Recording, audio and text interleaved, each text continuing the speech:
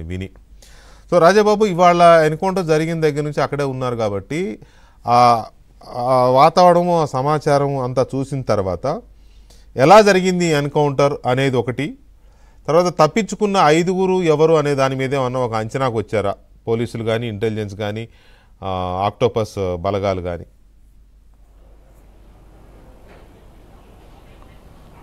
వెంకటకృష్ణ గారు, అల్లూరు జిల్లాకు సంబంధించి మారేడుమిల్లికి సమీపంలోని 5 కిలోమీటర్ల అటవీ ప్రాంతంలో 5 కిలోమీటర్ల దూరంలో ఉన్న అటవీ ప్రాంతంలో ఎన్కౌంటర్ జరిగినట్టు పోలీసులు చెప్తున్నారు. అయితే ఈ ఎన్కౌంటర్లో 6 మావోయిస్టులు మృతి చెందితే 5 మావోయిస్టులు అక్కడి నుంచి ఎన్కౌంటర్ నుంచి తప్పించుకున్నట్టు పోలీసులు చెప్తున్నారు.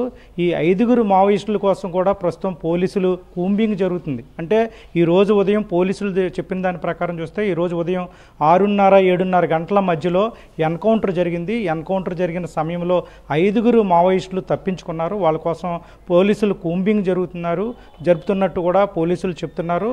అయితే మనం ముఖ్యంగా చూస్తే కనుక ఈ 6 నెలల కాలంలోనే, ఈ 6 నెలల వ్యవధిలోనే రంపచోడవరం డివిజన్కి సంబంధించిన అటవీ ప్రాంతంలో వరుసగా 3 ఎన్కౌంటర్లు జరిగాయి.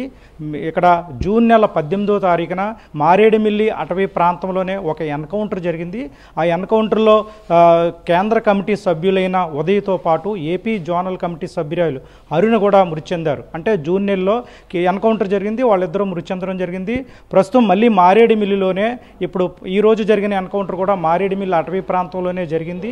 మే నెలకు సంబంధించి మే నెలలో కూడా వైరామవరం మండలంలోని శేషరాయి ప్రాంతంలో, అటవీ ప్రాంతంలో ఒక ఎన్కౌంటర్ జరిగింది. అక్కడ జగన్, రమేష్ అనే 2 మావోయిస్టులు చనిపోయారు. అంటే ఈ 6 నెలల వ్యవధిలోనే రంపచోడవరం డివిజన్కి సంబంధించిన అటవీ ప్రాంతంలో, అంటే ఒకటి వైరామవరం మండలం, మరొకటి ఇక్కడ మారేడుమిల్లి మండలం, ఈ 2 మండలాలకు సంబంధించి 2 ఏకంగా మొత్తం 3 ఎన్కౌంటర్లు జరిగాయి అని చెప్పవచ్చు. అయితే పోలీసులు మాత్రం ప్రస్తుతం ఈ 5 మావోయిస్ట్ నేతలు తప్పించుకున్నారు.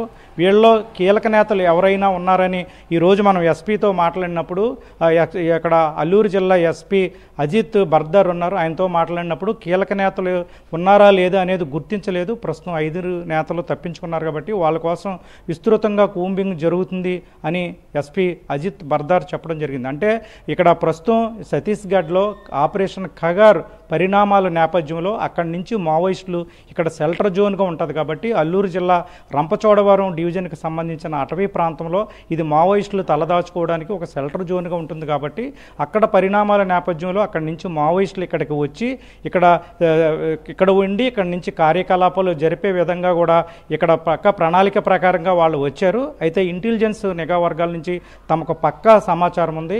ప్రస్తుతం రంపచోడవరం డివిజన్కి సంబంధించి ఏదైతే ఈ 6 నెలల వ్యవధిలో 3 ఎన్కౌంటర్లు జరిగాయో ఈ అటవీ ప్రాంతాన్ని అంతా కూడా పోలీసులు పూర్తిగా నిఘా పెట్టారు. ఇంటెలిజెన్స్ వర్గాలతో పాటు ఏఎన్ఎస్ బృందాలు కావచ్చు, గ్రేన్స్ దళాలు కూడా పక్కాగా సమాచారం ఉంచి అటవీ ప్రాంతాన్ని జల్లెడ పడుతున్నారు.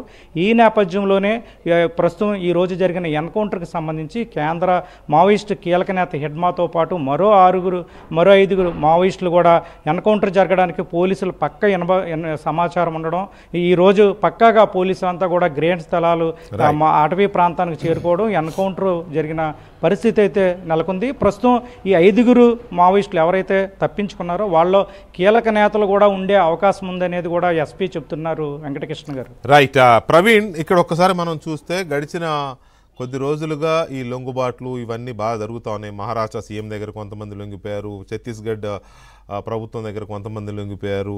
ఒక 10 రోజుల క్రితము ఛత్తీస్గఢ్ హోంమంత్రి అండ్ పోలీస్ అధికారులు వెళ్ళి ఇదే హిడ్మా తల్లి దగ్గరికి వెళ్ళి నీ కొడుకుని లొంగిపోమ్మని చెప్పు అని చెప్పి ఆవిడకి ఏదో కొంత ఆర్థిక సాయం చేసి ఆవిడతో కూడా చెప్పించారు. ఇవన్నీ చూస్తున్నాం మనం. ఒక వారం రోజుల నుంచి వార్తలు వస్తున్నాయి. ములుగు ఏజెన్సీలో కొయ్యడ సాంబయ్య అలియాస్ ఆజాద్, అలాగే ఇంకొంతమంది కీలక నేతలు 3 పాటు దాదాపు 30-40 మంది లొంగిపోవడానికి తెలంగాణ అడవుల్లోకి వచ్చారు. ఛత్తీస్గఢ్ నుంచి పోలీసులతో టచ్లో ఉన్నారు. ఎనీ మూమెంట్ లొంగిపోతారు. ఈ వార్తలు మనం వరుసగా 4 రోజుల నుంచి పత్రికల్లో చూస్తున్నాం. సో వాట్ ఎవర్ ఇవన్నీ జరుగుతున్న నేపథ్యంలో ఒక్కసారిగా ఏపీలో ఈ కలకలం, దీని మీద